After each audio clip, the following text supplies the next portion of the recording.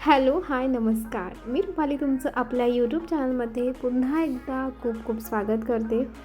तर इथे माझी झालेली आहे शुभप्रभात आणि सगळ्यात अगोदर सर्वांना भोगीच्या आणि विनायक चतुर्थीच्या खूप खूप शुभेच्छा. आय नो आज सगळ्यांना भोगीच्या खूप साऱ्या तयारी करायच्या असतील, उद्याला परत संक्रांत आहे त्याची तयारी करायची असेल. तर इथे माझं चालू झालेलं आहे प्रिपरेशन भाजीसाठी.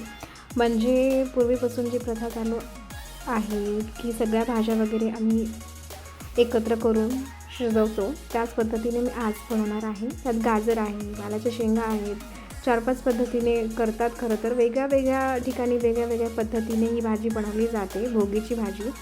आणि खूप साऱ्या भाज्या एकत्र करतात ॲक्च्युली. मी आमच्या माहेरी असताना तिथे आवळे अमावास्येला जाऊन जेव्हा आम्ही भाज्या वगैरे घ्यायचो, त्याच भाज्या आई भोगीच्या दिवशी बनवायची. आणि खूप फ्रेश अशा ताज्या ताज्या भाज्या आपल्या गावाकडे मिळतात शेतातल्या मस्त. आता इथे कसं आहे की आपल्याला शहरामध्ये राहतो आहे, पण सगळं विकत घ्यायला लागतं आणि त्या गावरान पद्धतीच्या भाज्या अजिबात आपल्याला पाहायला मिळत नाहीत. तर त्यातल्या त्यात हे आहे भोगीचं ताट, ज्यामध्ये सगळ्याच भाज्या मी तुम्हाला दाखवल्या आहेत की काय काय आपण टाकायचं आहे. त्याच्यामध्ये गाजर आहे, वाटाणा आहे, बरंच काही आहे, वांगी आहेत, याच्यामध्ये बोरही टाकतात.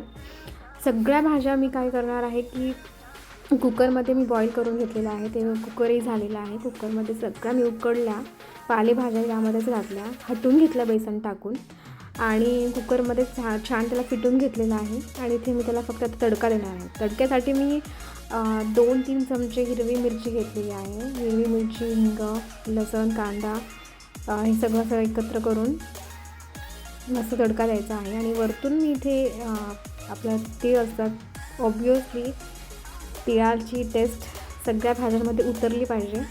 खरं तर पूर्वी तिळाचा कूट वापरायचे, पण इथे मी अख्खे तीळ टाकलेले आहेत फोडणीमध्येच. आणि इथे झालेली आहे भोगीची भाजी तयार माझी. ही आमच्या इथलची पद्धत आहे आणि प्रत्येक ठिकाणी वेगळ्या वेगळ्या पद्धतीने बनवली जाते.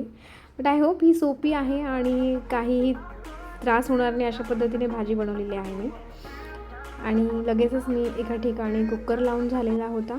मग त्यानंतर बाजरीच्या भाकरी, ऑब्वियसली बाजरीची भाकरी, त्यावरती मस्त तीळ लावलेले आणि थंडी चालू आहे त्यामुळे तीळ, बाजरीची भाकरीची टेस्ट जी असते खरंच अप्रतिम. आणि शेतामध्ये त्यातल्या त्यात आपण गेल्यानंतर किती जेवण जातं ह्या सगळ्याच गोष्टींचं. आणि प्रत्येक गोष्टीचं काही ना काही महत्त्व आहेच आहे. आपल्या महाराष्ट्रातल्या ज्या पण काही गोष्टी आहेत, प्रत्येक वनस्पतीला काही ना काही कुठल्या ना कुठल्या सणाला आपण महत्त्व देतोच. आणि थंडीमध्ये खरं तर बाजरी खाणं खूप गरजेचं आहे. गरम असते, तीळही गरम असतात, त्यामुळे आवर्जून खा तुम्ही पण. भाकरी पण झालेल्या आहेत.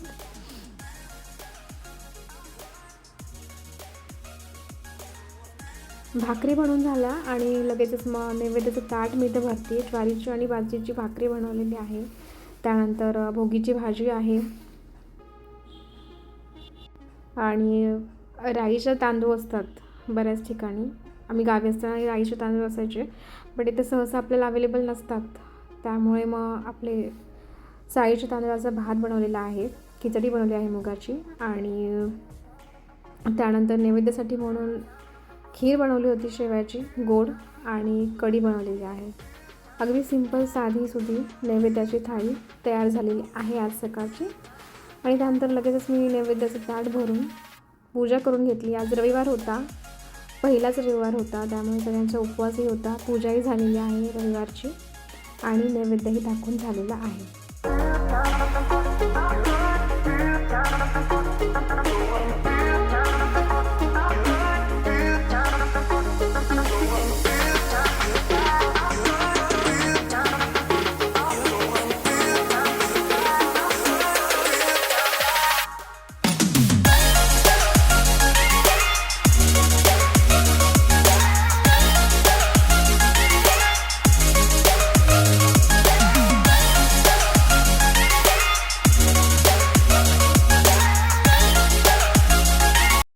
तर आत्ता जस्ट आमचं सगळ्यांचं आवरून झालेलं आहे, जेवणे पण झालेले आहेत. आणि आय होप तुम्ही सगळा पूर्ण व्लॉग बघाल आणि तुम्हाला नक्की आवडेल.